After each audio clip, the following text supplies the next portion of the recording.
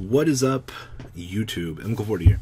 The OCG is now in full swing of testing the January 2018 ban list, and there have been a lot of interesting things that have been being tested. Now, as you saw on OCG Thursday, we had an Invoke Jack Knight deck, the new Amaryllis FTK, but what else is going on? What are the other creative minds kind of just coming up with in the OCG?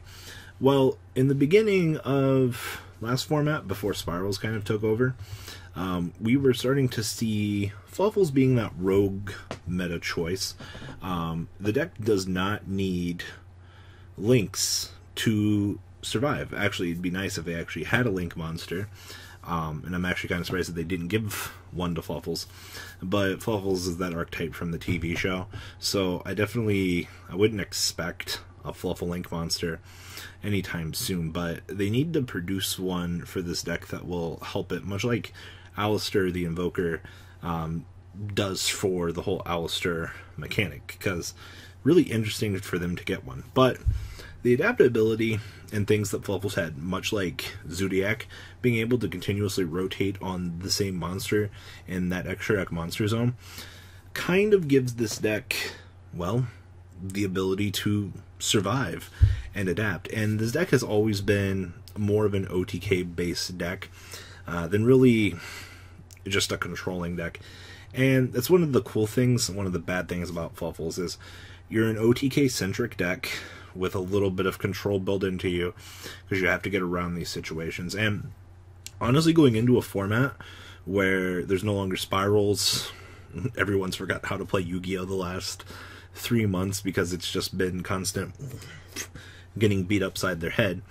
Going into a format, going into a tournament where people aren't familiar with these typical things, very strong meta call. Now, there weren't a lot of people, this event I believe was 35, so take this information with a grain of salt. Also, the TCG doesn't have patchwork, but any chance we get to see Fluffals or Frightfurs honestly be a successful deck is honestly a win in both the TCG and the OCG, because this has been a fan favorite deck ever since it's come out, just because of what the archetype does and how fucking sweet these little creatures look. Just what lives in the depths of your child's toy box. Fucking Yu-Gi-Oh! Yu-Gi-Oh! Really is a dark trading card game when you look at like crazy art like this. I mean, fucking look who's living inside the Sabertooth, look who's living inside the Kraken. So scary. So, let's dig into the deck profile, talk about a few things here. So, triple Ash Blossom, triple Edge Imp Chain, Wet Edge Imp Stampers, 2 Frightfur Bear, 1 Little Fluffal Cat, triple Little Fluffal Dog, 1 Fluffal Owl, 2 Fluffal Penguin, triple Fluffal Wings, triple Psyframe Gear Gamma, and 1 Driver, just to make sure that we can have the negators ready to go. Spells, triple Dark Hole, once again very crucial to the main deck that they got this back. You can board wipe and then proceed to OTK your opponent. Fucking value. 1 Foolish Burial Goods, keep in mind, dumping Toy Vendor is very good. It definitely helps the deck, but drawing too many of these can kind of lead you into a dead draw, because it is a hard once per turn, as you can see here. Triple Patchwork, we don't have this yet, but when we do get this in the TCG, I'm definitely expecting a lot of OTK scenarios to kind of come out of this. So keep that in mind. 1 Feather Duster, triple Polymerization, triple Toy Vendor, honestly the best goddamn card in the deck, and then 2 Twin Twister. The extra deck, 1 Frightfur Daredevil, triple Frightfur Kraken, triple Sabertooth, 2 Tiger, 1 Starving Venom Fusion Dragon, 1 Omega, 1 Excite Knight, Hope Harbinger, 1 Baguski, and 1 Decode Talker. Side deck, triple Gamma Seal, 2 Ghost Ogre and Snow Rabbit, 2 Cosmic Cyclone, 2 Mind Control, 2 Night Beam, 1 Super Poly, 2 Strike, and 1 Warning. Actually kind of really liking the Night Beam tech. If you are playing against things like Solemn Scolding and things like that, beam it out and just not worry about it. Scolding's been seeing a lot of play in the OCG side decks for a little while now, and this is definitely a pretty good counter to it, honestly. Or if your opponent's playing some of that chainable bullshit you don't want to deal with, fucking free value. So, Fluffals. You are getting yourself into an OTK deck. Examples here. Fright for target. When this card is fusion summoned, you can target cards on the field up to the number of fusion materials you used and destroy them. And this card gains 300 attack for each Fluffal monster and Fright for monster you control. This is going to be your board wiper. This will be the one that you will resolve into. Clear your opponent's field if you don't already have a presentable board wipe. And then Sabertooth over here. When this card is fusion summoned, target one Fright for monster in your graveyard, special summon it. Also, Fright for monster control, gain 400 attack, and if this card is fusion summoned using 3 or more, it cannot be destroyed by battle or card effects. This is typically going to allow you to bring back something like this guy.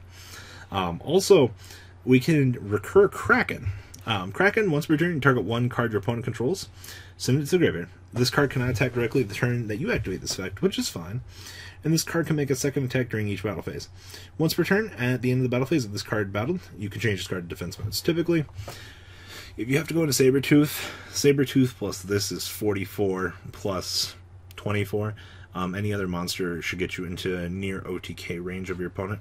If you've also got this up on the field, this is also going to get some extra power. So this is going to be a pseudo boss monster in and in itself. So keep that in mind.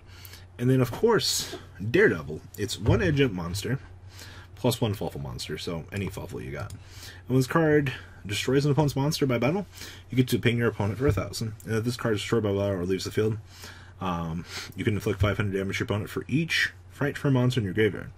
So this will be one of those things that's like, as you're typically going up the line, trying to set up and control or just kill your opponent. This can typically be a finisher for you at the end of the day. So keep in mind that effects that typically burn, I've seen Fright for players go through fucking 3 to 4 cards. So getting that extra amount of burst damage in to kind of just close out the game is really invaluable some days. Now, as I said, most of your combos are going to revolve around Toy Vendor. It's just going to be the once per turn, discard a card, draw a card. If it's Fluffal, you get to special summon it from your hand. Otherwise, discard the card you drew. And if this card sends the graveyard, you can add one Edge Up Sabers or one Fluffal monster. So it kind of sucks you can't add any Edge Imp, but it's fine. You know, we're playing an OTK deck, so we really don't care. That's what Iron Chain's for. It's also like we don't have our normal summon or special summonable to add Sabers or a Fluffal from our deck to our hand. So, you know, we do have a value town. Same thing with Wings. This card is in your graveyard and you control Toy Vendor. You can banish this card from your graveyard and then target one Fluffal you control, banish it, and if you do, draw a card.